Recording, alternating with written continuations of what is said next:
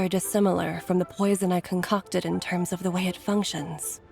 I have to say, Jiangli, it was a stroke of genius to use poison to maintain life. I hope you're not too upset at me for copying your No, not at all. With your intellect, even if you'd never seen my poison, I believe you would have eventually arrived at the same approach. But I'm still impressed by how quickly you managed to gain such a thorough understanding of it. Not just that, you even managed to improve upon the original formula. That cannot be explained by intellect alone. Baiju, be honest with me. Did you try out some of the poison on yourself?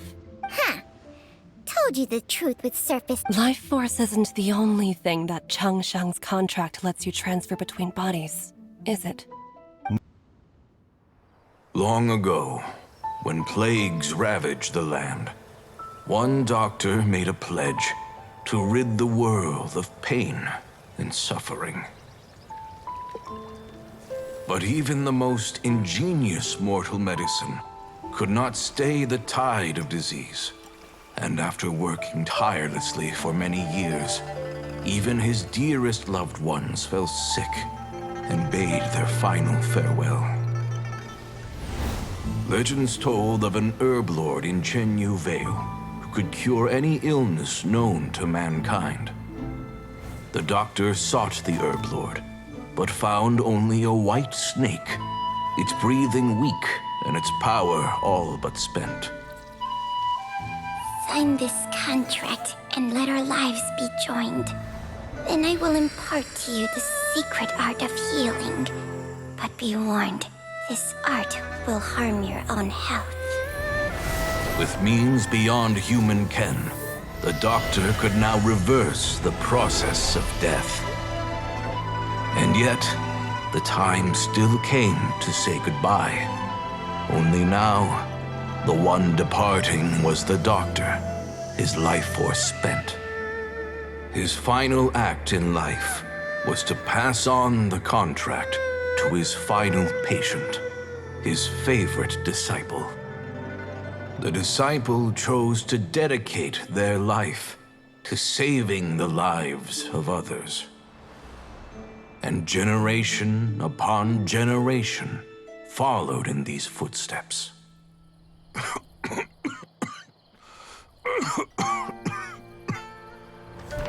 Since I inherited this contract, I've always respected the path taken by my predecessors and followed it myself unquestioningly. That is until I tried to use the art to save my own disciple's beloved. She begged me not to use up my own life force. She said that this art is a poison chalice, an evil and unnatural practice. She did not wish to sacrifice one life for the sake of another, when both were lives she treasured. Only then did it occur to me. Did I not suffer when my master passed away, just as patients' families do at their loved one's deathbed? Are not the lives cut short by this contract just as worthy of saving as any patients? What is this contract to us? Medicine or poison? Alas, I no longer have enough time left to find the answer. I entrust to your care both Changsheng and this final question. May you find a remedy for this conundrum, which has ailed us so. Time and again, no matter how much I try to warn them or balance their chi, I can never save them. And you? What's your answer? If I abandoned the contract and left you without a host, what would happen? I suppose I'd spend my final moments taking a nice nap on Mount Yaojun. Then I'd be reunited with my old friends and your predecessors. Then it's decided. If there's a life in front of me that deserves to be saved, why shouldn't I do everything within my power to save it? Once again, it's the same answer. So be it. Close your eyes. Who knows how many more people will take on this contract? None. This contract will end with me. My contract has strict requirements on the host's natural temperament. All my hosts have been most pure of heart.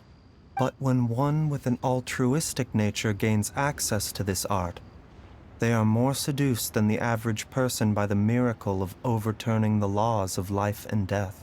Though they know better than anyone else the fate that awaits them, when faced with the sorrows of humanity and the pain of losing their nearest and dearest, they cannot help but reach beyond human means. They are like moths that throw themselves into the flame, seeking a glimmer of hope in a dark world filled with pain and suffering. So, Baiju, does that mean... I suppose that would make me a moth that yearns for the light, but doesn't want to be burned to a crisp.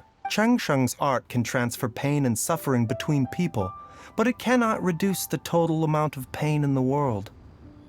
It's just like we witnessed.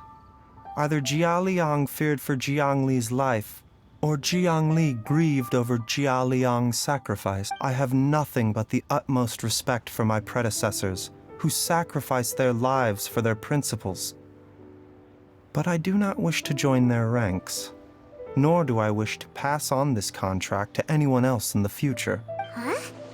But didn't you already transfer a ton of diseases onto yourself? What makes a poison poison? And what makes a disease a disease? When it comes down to it, are not both mechanisms that affect the operations of the human body? If disease is defined as deviation from normal functioning, then who knows? Perhaps the true elixir of immortality could in fact be a kind of poison. Many may view the notion of searching for immortality in poisons and illnesses as a flagrant violation of the natural order. But to me, it is no different from the way our ancestors tested the medicinal qualities of herbs by sampling each and every one.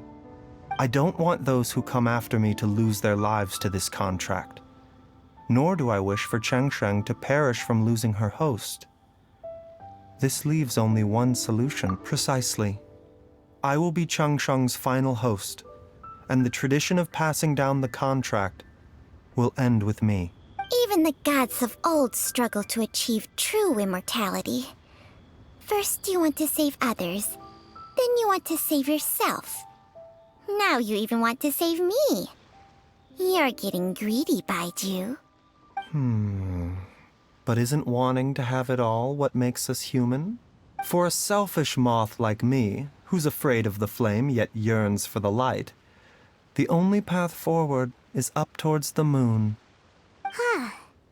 For once, Paimon just does not know what to say. Dr. Baiju, Traveler, what are you still chatting about? The food's about to get cold. We also have coconut milk for Changsheng and Paimon. Okay, fine. Let's go grab some food. Paimon has a bunch of burning questions, but they can wait till after we've eaten. I do envy Paimon sometimes. Eating her fill is enough to satisfy her body and mind. True.